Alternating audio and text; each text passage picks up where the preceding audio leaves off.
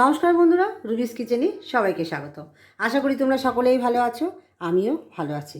আজকে আবারও একটা নতুন রান্নার ভিডিও নিয়ে চলে এসেছি, সেটি হলো ইলিশ মাছ। আজকে আমি ইলিশ মাছে তোমাদেরকে পাতুরি করে দেখাবো। ইলিশ মাছের পাতুরি করতে গেলে অবশ্যই ইলিশ মাছ লাগছে, আর নিয়ে নেব হচ্ছে আমি কলা পাতা দিয়ে করবো না, তোমরা কলা পাতা ছাড়াও করতে পারো, কলা পাতা দিয়ে করতে পারো। আমি লাউ পাতা নিয়ে নিয়েছি, ভালো করে লাউ পাতাগুলো আমি ধুয়ে নিয়ে নেব আর পেস্ট করে নেব। প্রথমেই আমি ইলিশ মাছগুলোকে ভালো করে ধুয়ে নুন হলুদ মেখে রেখেছি প্রায় আধ ঘন্টার মতো। আধ ঘন্টা তোমরা কমও রাখতে পারো, আমার প্রায় 20-30 মিনিট হয়ে গেছে। চলো কীভাবে করি সেটা তোমাদের দেখাচ্ছি।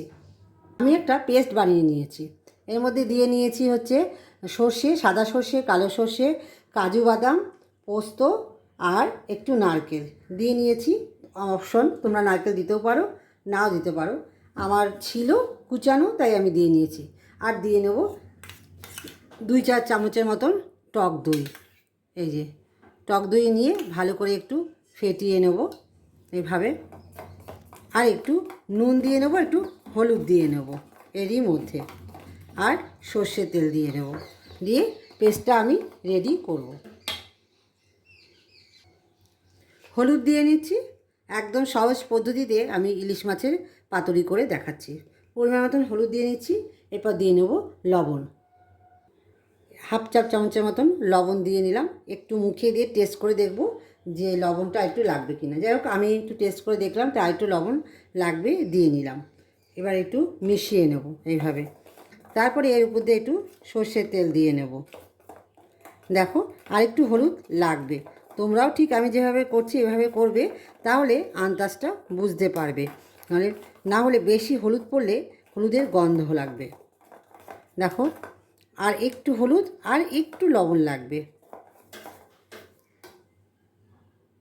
আচ্ছা, তোমাদের এর মধ্যে বলে রাখি, আমি যখন পেস্টটা করেছিলাম এর মধ্যে আমি 5খানা কাঁচা লঙ্কা দিয়ে নিয়েছিলাম। সম্পূর্ণ কাঁচা লঙ্কা দিয়ে এই ইলিশ মাছের পাতুরিটা করব। শুকনো লঙ্কার গুঁড়ো এর মধ্যে কোনো অ্যাড করব না। দেখো, এবার সুন্দর রঙটা এসেছে। এবারে আমি লাউয়ের পাতাগুলোকে একটু জল দিয়ে ভাপ দিয়ে নেব। আমি একটু সর্ষের তেল দিয়ে নিয়েছি, এবার একটু ভালো করে সর্ষের তেলটাই পেস্টটার মধ্যে মিশিয়ে নিলাম, একদম এইভাবে, একদম। তারপরে যখন আমি পাতুরিটা করব, লাউয়ের পাতার মধ্যে দেব, তখন আরেকটু সর্ষের তেল আমি দিয়ে নেব। গ্যাসের ফ্লেমে আমি তাওয়াটা বসিয়ে দিয়েছি। আমি এর মধ্যে পাতাগুলো, লাউ পাতাগুলো একটু হালকাভাবে এইভাবে সেঁকে নেব। দেখো, এইভাবে হালকাভাবে, যাতে একটু মজে যায়। আমি আগে জল দিয়ে ধুয়ে নিয়েছিলাম, দিয়ে রাখো কী সুন্দর মজে গেল। গ্যাসের ফ্লেমটা একটু কমিয়েও নিয়েছিলাম। প্রত্যেক কটা এইভাবে আমি করে নেব, ভাপে ভাপে, যাতে শক্ত না থাকে। এভাবে আমি করে নেব। তোমরা পাতাগুলো আগের থেকে কিন্তু হালকা করে ভাপ দিয়েও নিতে পারো, একদম গরম জল করে একটু এরকম করে চুবিয়ে নিয়েই করতে পারো। আমি সেটা না করে একটু ভালো করে ধুয়ে নিয়েছিলাম। অনেক সময় পাতাগুলোর এই ফাঁকে ফাঁকে না অনেক কিছু থাকে, মানে পোকা বলো বা ফুটো এও থাকতে পারে, ময়লাও থাকতে পারে। সেই জন্য আমি একটু ধুয়ে নিয়ে তারপরে কড়াইতে এভাবে ভাপ দিয়ে নিয়েছি। দেখো, একদম নরম হয়ে গেছে। তোমরা এভাবেও করে নিতে পারো। এবারে আমি ইলিশ মাছগুলো এর মধ্যে দিয়ে সুতো দিয়ে বেঁধে নেব। এখানে আমি রাখলাম। আমি একটা পাতা এইভাবে দেব আর একটা পাতা এইভাবে দেব, দিয়ে এটা মোটা থাকে, দিয়ে তা ছোটো দেখে মাছের পিসটা দেব। এখানে রাখলাম, রেখে এবার এই মাছটা এভাবে দেব। মাছটা আমি দিয়ে নিলাম। এবার পেস্টটা দেব।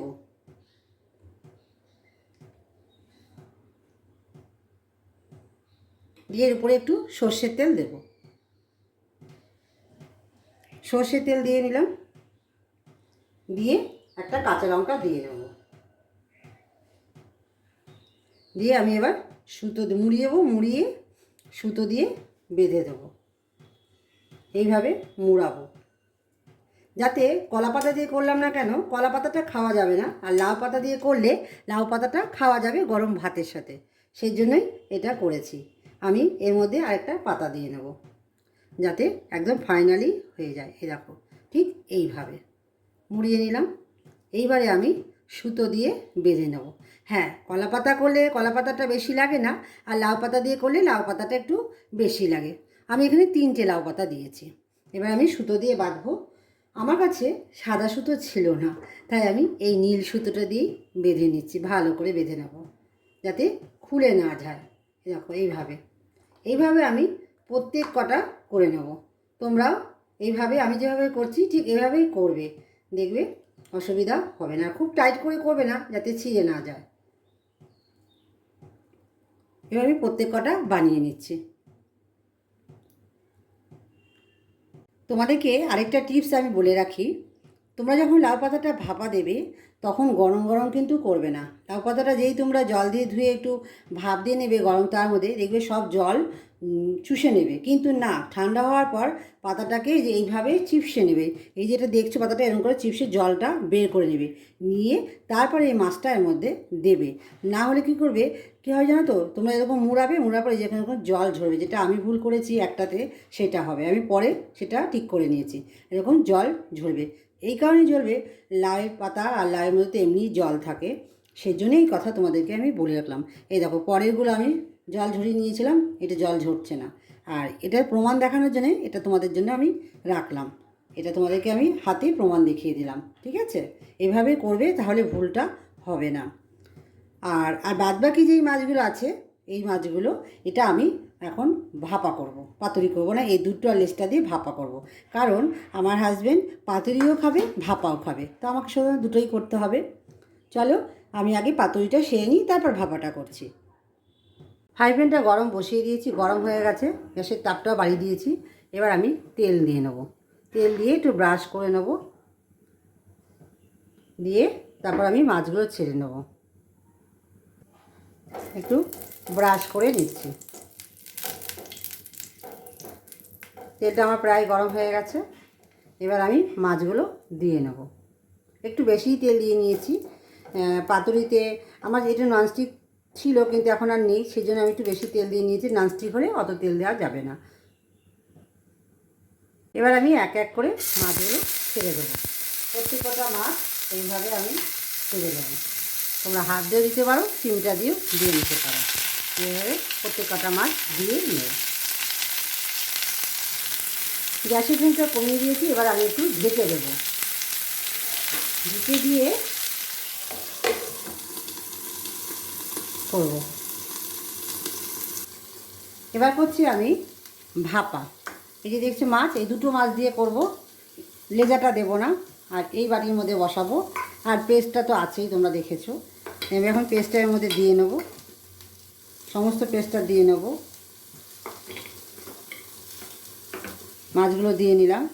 দুটো মাছ দিয়েই করব। আর একটু বড়ো টিফিন বক্স হলে ভালো হতো, কিন্তু পেলাম না, সেই জন্য এটার মধ্যেই করলাম। এইভাবে ওপর দিয়ে দিয়ে নেব।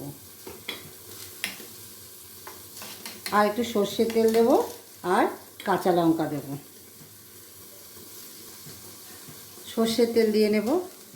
এটা হয়ে গেছে, এটা সরিয়ে এর মধ্যে সর্ষের তেল দিয়ে নেব।